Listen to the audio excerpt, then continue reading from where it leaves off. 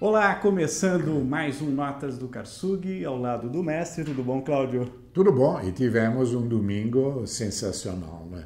Tanto na MotoGP como na Fórmula 1. Na Fórmula 1, vamos começar com Fórmula 1, depois MotoGP. Tá. Campeonato tá a decisão adiada aí, né, Cláudio? Exato. Mas na Fórmula 1 tivemos sacramentado aquilo que você falou, que a gente já imaginava, Lewis Hamilton, tetracampeão mundial de Fórmula 1. Não foi aquela corrida dos sonhos dele lá no México, no Hermanos Rodrigues, né, Cláudio? Mas, afinal de contas, ele acabou conquistando esse título, que era mais do que esperado. Uma recuperação espetacular depois das férias, né? Parece que depois das férias da Fórmula 1, o Vettel deu aquela estancada, teve problemas e o Hamilton fez por merecer esse campeonato, né, Cláudio? Sem dúvida, amplamente merecido. E a corrida do Hamilton, eu dividiria em 3 partes. Uma primeira uma largada muito boa, ele viu que talvez desse para disputar o primeiro lugar e meter o carro. Largou em terceiro, né? Não foi feliz. Aí teve uma parte longa, absolutamente anônima, correndo lá atrás, em último. Eu até tinha bolado, quando vi ele em último, um título para o meu site, Hamilton último, mas campeão. Acabou recuperando posições depois. Depois ele recebeu aquela bandeira azul para deixar passar os primeiros. Que acho que foi uma coisa inédita. Eu, pelo menos, não me lembro de nenhum campeão mundial disputando o título que tenha recebido bandeira azul. Acho que aquilo, no momento não, mas depois de um pouquinho ele deve ter pensado, pô, mas eu estou fazendo um papelão aqui. Vamos ver de dar um jeito. Aí voltou a seu ritmo normal e foi sensacional aquela luta limpa, muito bonita com o Alonso. Com o Alonso, né? Claro, dois grandes pilotos, né? Claro. Tem um carro inferior, não tinha como, mas ele aguentou bastante. Como pôde, né? Como pôde, e foi realmente um dos pontos altos da corrida. Mas no todo, claro, ficou a festa, merecidíssima, mas não foi a cereja no bolo. Sim.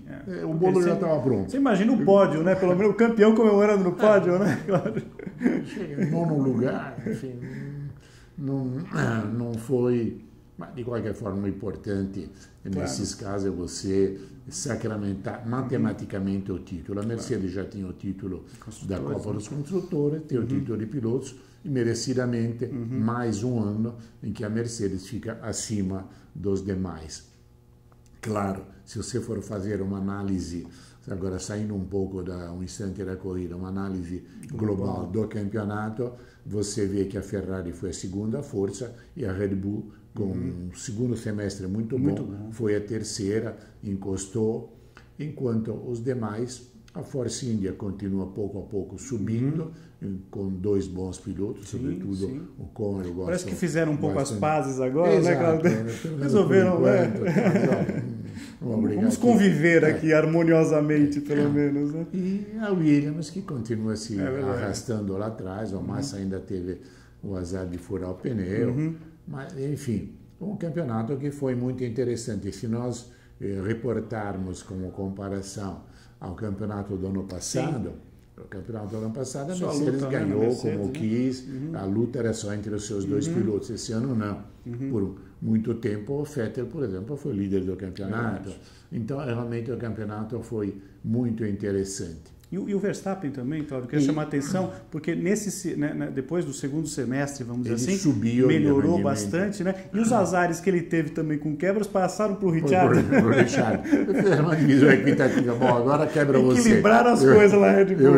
Eu já completei minha cota de quebra, agora é você que quebra. E eu diria, claro, talvez seja um pouco uma frase de efeito, mas que me fica desse campeonato é o seguinte: Hamilton é o presente, Verstappen é o futuro. Sem dúvida. Que realmente ele mostrou que é um campeão, acho que não pode haver dúvida nenhuma. E você vê que quando é a briga carro a carro, ele nunca tirou pé.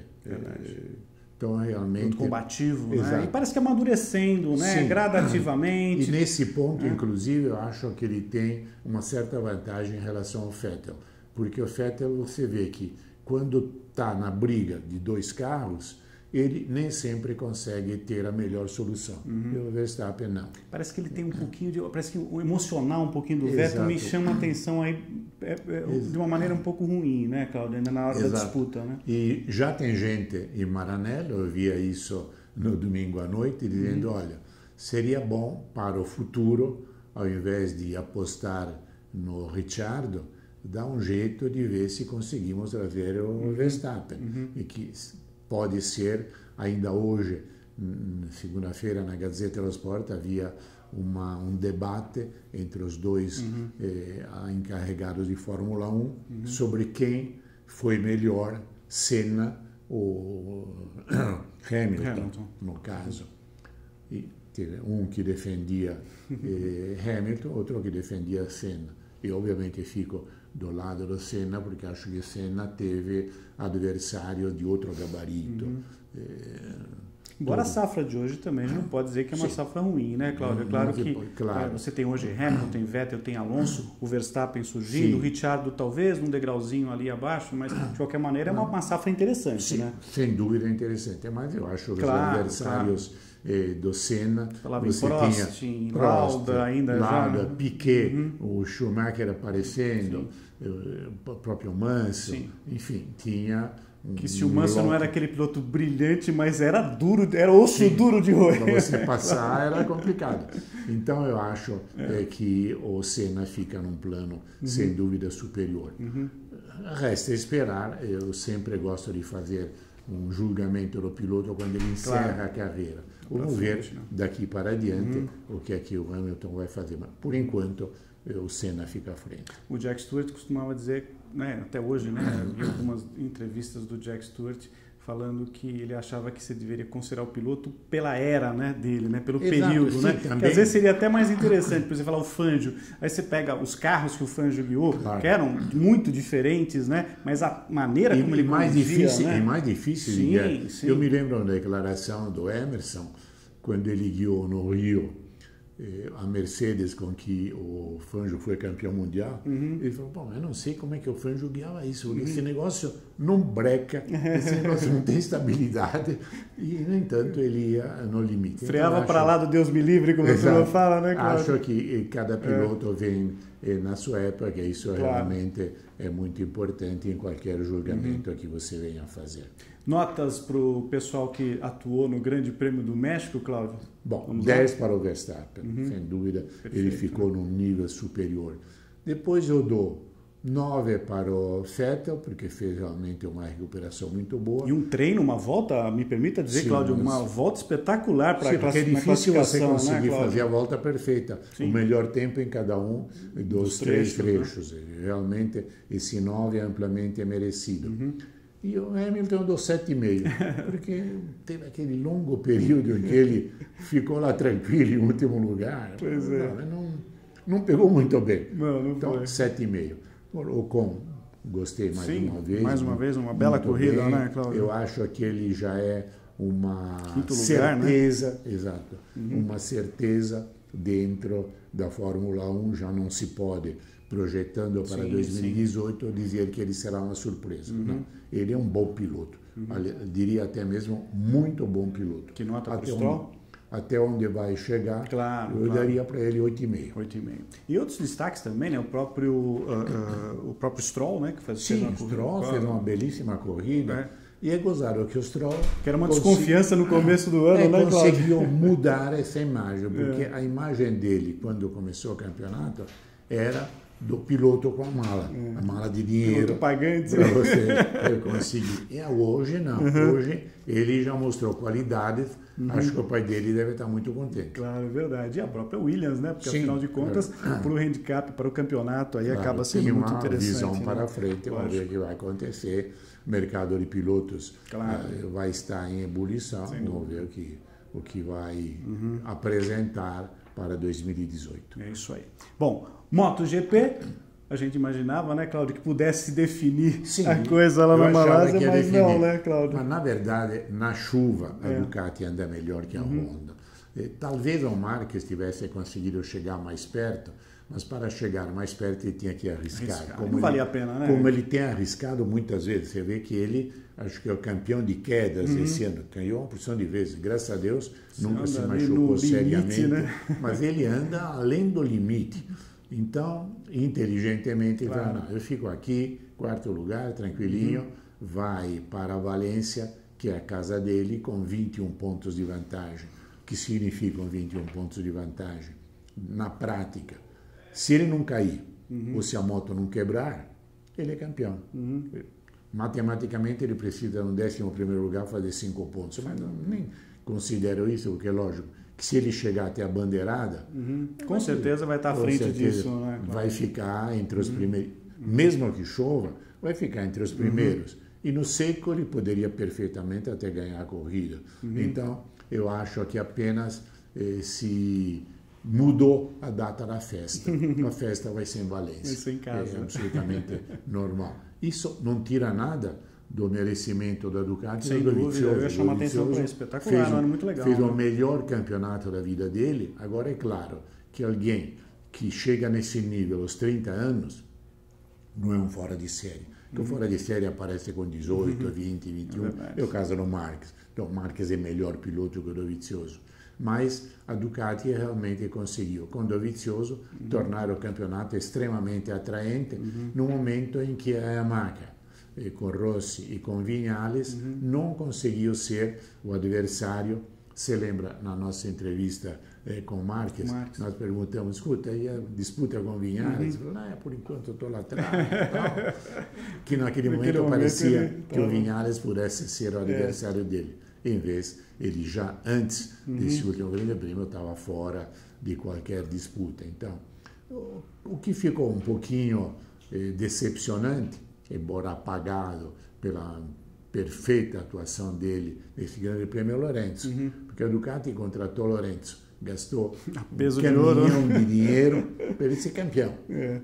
Se ele tivesse corrido sempre, mesmo na chuva, que era o grande ponto de dúvida, na chuva ele tirou o pé. Tivesse corrido como ocorreu nesse domingo, provavelmente a vida do Marques teria sido muito mais difícil. Porque o Lorenzo realmente foi o vencedor moral da corrida. Ele deixou o Dovizioso passar, porque, claro, era uma luta pelo campeonato. Mas foi a primeira vez em que o pessoal da Ducati deve ter dito, bom, parece que não foi um dinheiro jogado fora. Um dinheiro jogado fora, como parecia. E olha, um ano legal para marcas italianas, porque a Ferrari encostou na Mercedes muito mais esse ano, e a Ducati também na MotoGP em relação à Honda e a própria Yamaha, né, Cláudio? Acho que foi um ano bom aí para a tua Itália. Não, foi um ano positivo, embora haja sempre a presença da torcida. Isso depende de resultados, tanto para a Ducati como, sobretudo, para a Ferrari.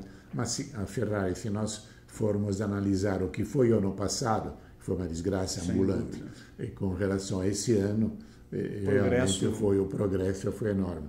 Você pode sempre ver o copo meio vazio ou meio cheio. Eu acho que é meio cheio. É verdade. Tem aqueles que acham que é meio vazio porque teve chance de vencer.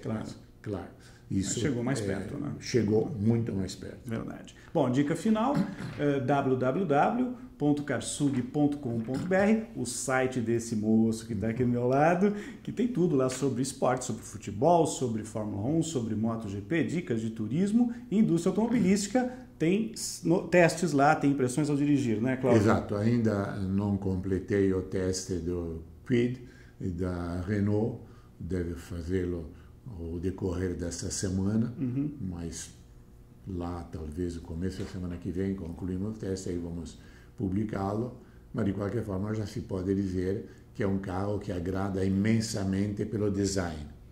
Eu diria, numa comparação jocosa, é claro, que é uma caixa muito bonita. O que tem dentro aí pode se discutir. É isso aí. Então, em breve você vai ter novidades lá no site, mas essa semana também tem o i10, né? O Hyundai, né? Tem vários testes que você pode acompanhar. O Hyundai é uma coisa que me chama muito a atenção, porque nenhuma das montadoras que aqui estão, embora tenha produtos nessa classe lá fora, o faz aqui. O carro um degrau menor que o I10 é o HB20 menorzinho, como o C1 da Citroën, que eu também testei, futuramente vamos publicar, é um C3 menor.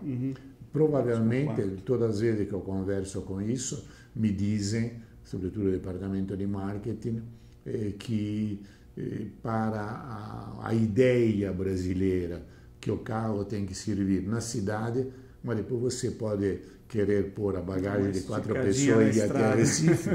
Então, realmente, esses carros que você, no máximo, o porta-mala é para ir no supermercado, não é para viajar. Ou então você viaja em 2, rebate o banco traseiro. Tem mais espaço para botar a bagagem. Eu tenho viajado muitas vezes na Europa com a 500, você rebaixa o banco traseiro, cabe 3 malas enormes, mas só 2 pessoas depois. Não pode levar 4. É quase como o esportivo dos anos 80 aqui no Brasil, né, Cláudio? Um Puma, o Bianco. Teu Carmanguinho, é verdade.